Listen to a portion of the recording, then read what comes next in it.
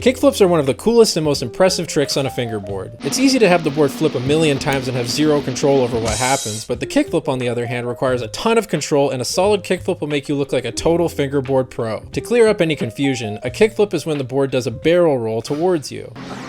Do a barrel roll! Kickflips are very similar to ollies, so I recommend checking out my last video so you can master the ollie first. But for me personally, I was landing sloppy kickflips way before I could ollie, so I'm going to cover everything you need to know even if you can't ollie. Step number 1, where to put your fingers. You want to put your index finger in the middle of the board and your middle finger on the tail of the board. I like to put my index finger more on the edge of the board that's closest to me, which will really help with flipping the board. If we have our index finger closer towards the edge of the board that's further away from us, it's going to be a lot harder to make the board flip. Step number 2, popping the board. To pop the board, we want to press directly down on the tail with our middle finger and try to get all 4 wheels in the air like the board is doing half a backflip. When you first try this, the board may go all over the place and be out of control, but the key here is to make the board go straight backwards and land upside down on top of your middle finger. One technique that really helps is to pull the board backwards when you pop. This will force you to quickly pop the board against the ground. Varial kickflips are a lot easier to do than kickflips because the board naturally wants to spin that direction, so it's really important to practice popping straight down. Doing this will keep the board from rotating away from us and help keep our kickflips straight. Step number 3, flipping the board. Once we can pop our board and get our front wheels in the air, we want to use our index finger to flip off of the corner of the nose that's closest to us, let the board do one barrel roll towards us, and then once we see the grip tape again, land on all 4 wheels at the same time. The nice thing about fingerboarding is, unlike skateboarding where you have to jump in the air and give the board enough time to flip over, we can hold our hand in the air for as long as we want and land whenever we feel ready. So when you're first learning to kickflip, focus on getting that barrel roll rotation and don't worry about catching the board in the air. It's really important to make sure your index finger is making contact with the board so that it actually flips over. What really helped me learn to flip the board is to move both fingers up the board at the same time and to flick right past the nose. It might seem like overkill at first, but the goal here is to get used to your index finger sliding across the board and getting it to start flipping. If you're still finding that your board wants to do a varial flip, really focus on flicking your wrist towards you. This will really help with keeping the board straight and prevent it from rotating away from us. Another trick that really helps to get the board to flip is turning our fingers towards us. That way you're already halfway to turning your wrist towards you when you flick, and you have more pressure on the edge of the board closest to you, which will also cause the board to flip. Step number 4, timing. When you're first learning to kickflip, it's easier to think of it all as one step, rather than popping the board with your middle finger and then flicking off the nose with your index finger. And as we learned in the last step, you really want to be sliding both fingers up the board as you flick your kickflip. Try to think of it all as one fluid motion without separating your fingers. I see a lot of people saying to just make a peace sign when you do a kickflip, but I feel like it's a lot more complicated than that. What we really want to focus on is popping and moving up the board at the exact same time. This allows us to pop the tail of the board quickly against the ground and then lift our middle finger so we can give our board room to get into the air. Try to focus on the movement of your wrist rather than moving your fingers independently when you're first learning to kickflip. I did a kickflip tutorial 2 years ago on my TikTok, and a lot of the comments talked about how when they go to kickflip, the board just does a backflip or wraps around their back finger like an impossible. What this means is your pop is really good and you are getting your front wheels in the air, but you are moving your index finger up too quickly so that the board has nothing to catch on, which will cause it to flip. The key here is to really focus on flicking your index finger along the board to get the board to flip towards you. One problem I see a lot of people running into is they push the tail down and then try to jump off the ground. The reason this doesn't work is you lose all the momentum you've built with your pop, and it's going to make it nearly impossible to get into the air. If we don't move our fingers at the same time, there's no room for our back wheels to get off the ground. By giving the board a quick pop, not only does it get our front wheels in the air, but we're actually giving our back wheels the space they need to get into the air by immediately lifting our middle finger. The key here is you're not jumping from the ground. Instead, you're quickly popping your tail to get your front wheels in the air, and then bringing up both fingers at the same time to get the board in the air and to get it to start flipping. If you're still struggling with any of these steps, try filming yourself in slow motion and watching it back a few times. Everything in fingerboarding happens so fast, so you might feel like you're doing all the right steps, but by slowing it down, it's easier to spot any mistakes. When I was first learning this trick, I thought I was catching the board in the air until I watched it in slow motion and realized that the board was bouncing off the ground first and then hitting my fingers. I would have never noticed this unless I filmed myself in slow motion. The kickflip is really complicated, and one small mistake could be holding you back, so feel free to watch this video back a few times to make sure that you are following all the steps correctly. Step number 5, how to get your kickflips higher. Landing a basic kickflip is actually a lot different than getting a really high kickflip that you catch in the air. One trick that really helped me is you want to put your middle finger on the edge of the tail that's farthest away from you. Because we have our index finger placed closer to us, this helps balance out the pressure of the kickflip kickflip and will make popping the board more consistent because we're not leaning too far to one side. Also, by having our middle finger on the edge that's furthest away from us, when we press down on the board, it will flip like a heel flip. This makes it a lot easier for our index finger to catch on the board and flip it over. This will really help if you find your index finger keeps missing the board and give you a much more consistent flick. I've watched a lot of kickflip fingerboard tutorials, and a lot of them tell you to wait until the grip tape comes around and then land. But if you do that, it's probably going to be too late for you to actually catch the board and land a nice kickflip. I like to think of it more as being confident in your kickflip and predicting how the board will flip. This way you can actually catch your kickflips on the way up rather than waiting for them to fall back towards the ground and then landing on them. This next part may sound a little bit backwards, but the way I really mastered getting my kickflips high is to flick down. You want to follow all the same steps as before, bringing both fingers up at the same time, but then you want to flick down with your index finger. Because we are moving our fingers up along with the board, it doesn't necessarily look like we are flicking down. Flicking down really keeps the board underneath our fingers and gives us a lot more control. This made it a lot easier for me to flip into manuals and grinds, and it really keeps the board under your fingers the entire time. When you're waving your wrist too much, it's hard to keep things consistent and it requires a lot more effort. By pressing directly down with our index finger, we can do a really nice high kickflip without a ton of effort. Also, by flicking down, we don't have to move too much to get our fingers back on the board. When we flick our wrist towards us, we also have to bring it back to land on the board, which makes catching kickflips a lot more difficult. And if you want to learn some other easy tricks, check out my last two videos about how to ollie and how to do basic manuals and grinds. Once you combine those with your kickflips, you'll be looking like a fingerboard pro in no time. Let me know if there's any other tricks you'd like me to teach you guys in the comments below. Thank you so much for watching, and make sure to subscribe for more tutorials like this.